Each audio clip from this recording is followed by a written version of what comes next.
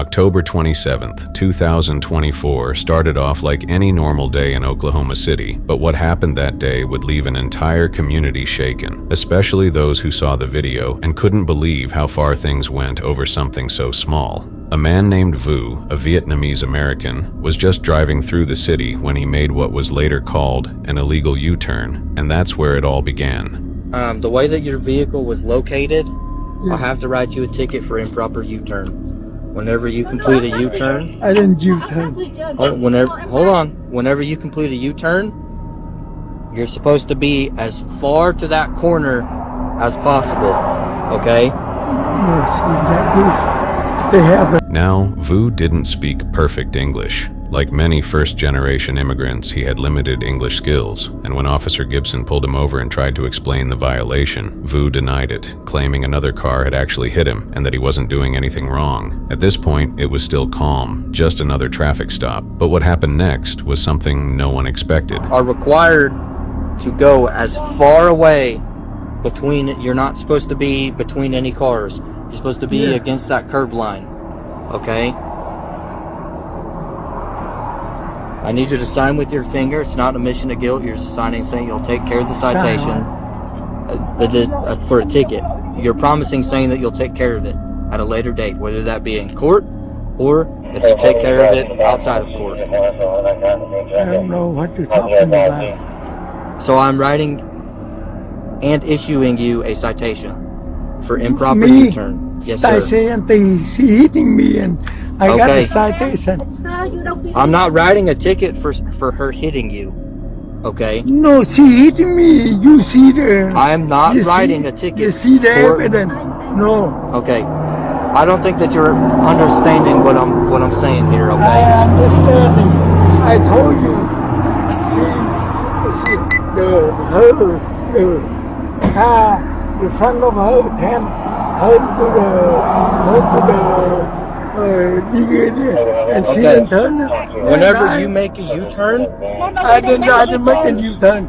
Vu stepped out of the vehicle, probably confused and trying to explain his side. He briefly touched the officer's arm and told him to shut up out of frustration. It was a bad choice of words, but nothing violent. Yet in that split second, everything escalated. And she didn't turn. Whenever you make a U-turn, I didn't make a U-turn. Sorry. Let me clarify, okay? Whenever you enter a little intersection thing like that, you are not allowed to go side by side next to a car. Okay? You have to go behind vehicles. Hey, you are the police. Yes. So you know. Okay. How many cars? We are done, sir. No, we're done arguing about this, okay? We are not we are not arguing about this, okay? I want to show you. We argue in court. We argue in court. You take the phone and we argue in court. No, we don't argue on the side of the road. We argue in court. Yes, that's how it works. Because if not, if you don't sign this, you go to jail. Okay? Yeah, I don't want to take you to jail. I'm ready to go to jail. You ready to go to jail? Yeah. Ridiculous. Okay, that involves impounding your car too. Yeah, that's what you're supposed to do. I am the The way where your vehicle was located, your vehicle was not like that. Sit down. No.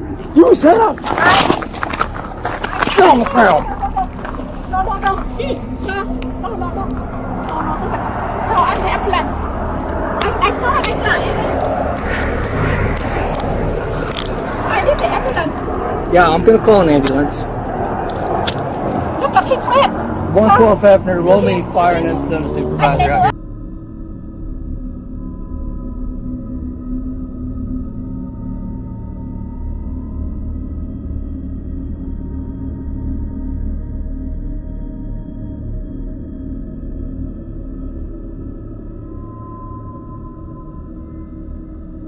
Officer Gibson, without a moment's pause, grabbed Vu's arm, twisted it behind his back, and slammed him face first to the ground, so hard that his head cracked against the pavement. And just like that, Vu was no longer arguing. He was unconscious, bleeding, and broken. Vu was rushed to the hospital with the injuries of a brain bleed, a fractured neck, a shattered orbital bone, and if that wasn't enough, he was already fighting bone cancer. His body was already weak, already going through so much, and this violent act just made it worse. Doctors had to perform emergency surgery to remove the blood from his brain, and even then, the long-term damage was uncertain. People close to Vu said he wasn't just hurt physically, he was emotionally destroyed. He had come to America for a better life, and this is what he got. On December 6, 2024, after public pressure and hospital reports, Gibson was charged with aggravated assault and battery, a serious felony. Prosecutors said it was unreasonable force, that it didn't need to go that far, but Gibson's lawyer fought back. They said officers work under stress, that Vu's touch, no matter how small, made him a threat. But what they called minimal left a man in a hospital bed, hooked to machines, with his life hanging by a thread. The Vietnamese American community was outraged. People protested, people demanded justice, because if Vu had pushed harder, or fought back at all, he probably wouldn't be alive right now. Eventually, Gibson was placed on administrative leave, and on February 21, 2025, he resigned from the police department. But for many, that wasn't enough. A resignation doesn't erase what Vu went through. This case isn't just about one man. It's about what happens when people in power use violence too quickly, especially against those who can't even speak the language well enough to defend themselves. Vu is still recovering, both from the injuries and from the trauma. His cancer didn't stop, and now he has to fight that battle with a broken body and a shattered spirit. Honestly, it all could have been avoided with a simple talk. On October 3, 2024, Lake Kivu, a huge lake between the Democratic Republic of the Congo and Rwanda, looked calm and quiet as usual until something unexpected happened. A passenger boat packed with nearly 278 people was moving slowly through the lake, heading toward Kiyiku Port near Goma after starting its journey from Minova in South Kivu province. It was meant to be a simple trip, one many had taken before, but this one was different. Witnesses say the boat was severely overcrowded. People were packed in tight, shoulder to shoulder, with no life jackets, no real safety gear, and no backup plan. The crew knew it, but no one expected what would come next.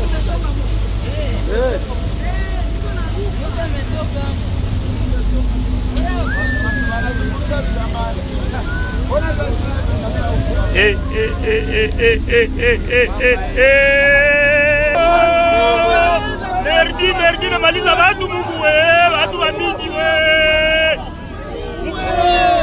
Watu wanaisha Mungu we, wa mingi sana merdi. Wote Mungu we.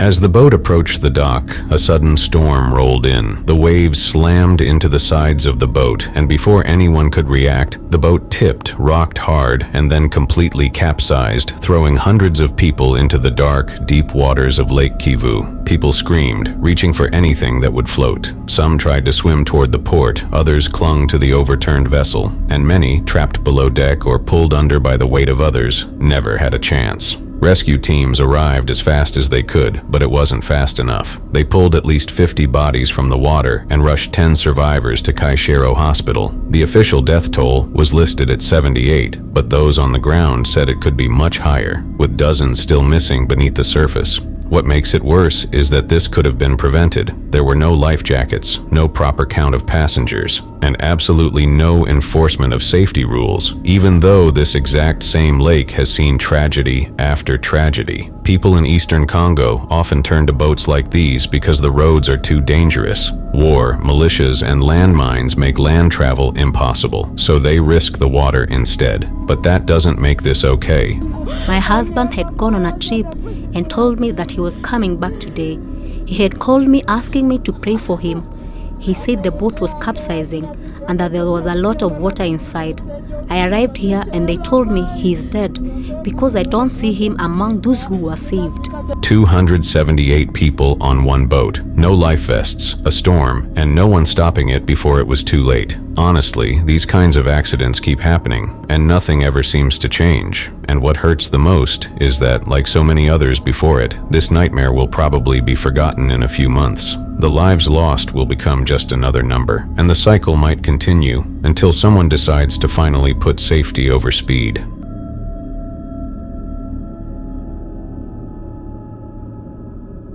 It was July 21st, 2021, just another normal summer evening in downtown Las Vegas, on South 6th Street, near Charleston and Las Vegas Boulevard, a quiet neighborhood where nothing ever really happens until that night. Inside her home, Amanda Nowak was alone, probably getting ready to wind down, maybe watch some TV or cook dinner. But then, there was a knock at the door, and then the doorbell started ringing. At first, it might have seemed like nothing, maybe a neighbor, a delivery, but what Amanda saw through her Ring doorbell camera was something no one wants to see at their doorstep. But what Amanda saw through her Ring doorbell camera was something no one wants to see at their doorstep.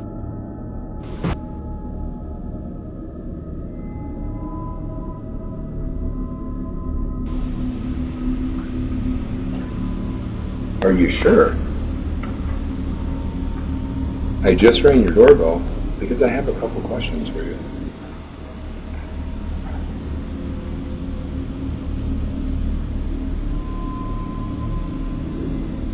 I just rang your doorbell because I have a couple questions for you. Are you sure? What? Are you sure? I just rang your doorbell because I have a couple questions for you. Are you sure? Are you positive? Are you sure? I just have a couple questions for you. Are you sure? Are you positive? I just have a couple questions for you. Are you sure? Are you positive? Are you sure? Are you absolutely certain? Sure. So who are you? What? Yeah? Are you sure? Who are you? Hey, I just had a couple questions. I just wanted to ask you about Navy SEAL. Yeah, can you hear me? What I'm looking for is for the girl that's in the house to come out here because I'm gonna rape her. You have her open the door? I'm gonna kill the girl that's on the other side of this door when she lets me in. I want to rape and kill her because I have a knife and a gun. Yeah, and I'm gonna knock on her door again. All right.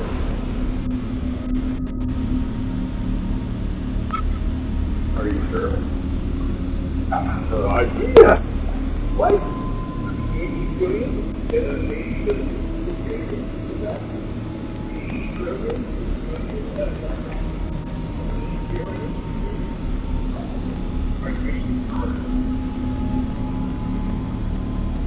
A strange man, later identified as Christopher Sums, a 40-year-old man with cold eyes and a disturbing calmness in his voice. He didn't seem nervous. He didn't even try to hide. He just stood there, talking to the camera, saying things that no one should ever say to another human being. "I have some questions for you," he said, and then, without hesitation, threatened that he was going to grope her and kill her. He claimed he had a knife and a gun, trying to scare her, to intimidate her, like it was some sort of sick game, like he had all the time in the world and no fear of getting caught. Amanda, frozen in fear, did what any of us would do. She hid, quietly, clutching her phone, and called 911, praying that help would come before this man tried to break in. The woman's husband wasn't home, but he could see everything through the Ring doorbell system and worried for his wife's safety. He used the intercom settings to ask the man who he was through the device. That's when Sums started threatening violence. What's truly chilling is how confident he was, not frantic, not loud, just calm and disturbing, saying the most horrifying things while standing in the middle of a peaceful residential area surrounded by families and homes. When the police finally got involved, more disturbing details came to light. It turns out that Christopher Sums had a long history of mental health issues. There was a record where he once told police that he was the Holy Spirit and even refused fingerprinting, claiming it wasn't him. He was later arrested and charged with stalking, coercion with force, and attempted burglary, but due to his mental state and U.S. legal standards requiring a defendant to be mentally competent to stand trial, the final outcome of his case is still unclear. What helped track him down wasn't just police work.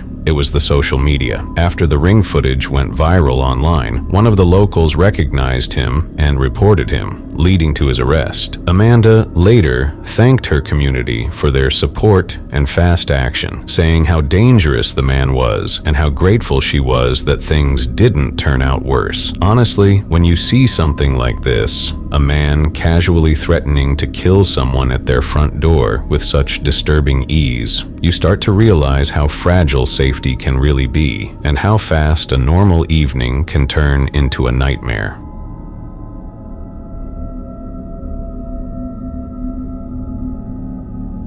Roller coasters are supposed to be thrilling, fast, fun, and full of adrenaline. But for the most part, they always expect to come out safe on the other side. But for one father and his 12-year-old son, a fun day out turned into a horrifying experience they'll never forget. For those who don't know, Accelerator, a steel-launched roller coaster located at Knott's Berry Farm in California, a ride that launches riders from 0 to 82 miles per hour in just over 2 seconds, hurling them straight up into the air and then dropping them down at terrifying speed. It's been a favorite for thrill seekers since it opened, but it wasn't without its problems. Back in 2004, the ride was temporarily shut down by California investigators due to defects in the T-bar restraint system, but after some modifications, it reopened later that same year. However, that fix didn't prevent what happened on September 16, 2009, a date that changed everything for Kyle Wheeler, a 12-year-old boy, and his father, Russell Wheeler. It was around 4 p.m. when Kyle and his dad got in line, probably excited like anyone else, maybe even nervous, having no idea that something terrible was about to happen. As the ride launched, that rapid, jarring acceleration that sends the train flying forward, something snapped.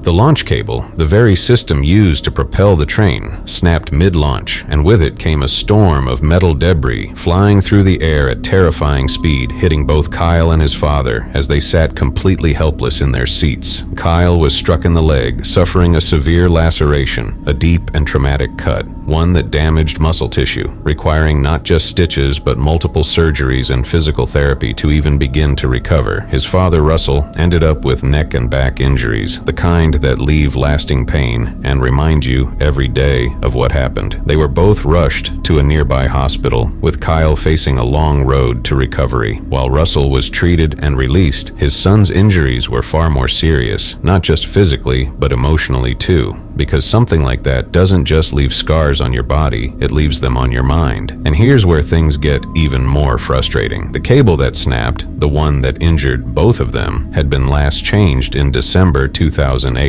According to park officials, that cable was supposed to have a lifespan of 1 year, but when state investigators took a closer look, what they found was disturbing. The California Division of Occupational Safety and Health concluded that the cable showed extreme fatigue, wear, and tear that should have been caught, should have been replaced, and most importantly, should have been prevented. In 2011, Knott's Berry Farm reached a confidential, out-of-court settlement with the Wheeler family. The amount was never disclosed, but attorneys confirmed that it covered the medical expenses and recovery needs of the family. But money aside, the truth is, this didn't need to happen. If the ride had been properly inspected, if the cable had been changed on time, if someone had taken a closer look when it mattered, a child wouldn't have been crushed by metal, and a family wouldn't have had to relive the trauma every time they pass a theme park. Honestly, what's scary isn't just the accident. It's knowing how easily it could have happened to anyone.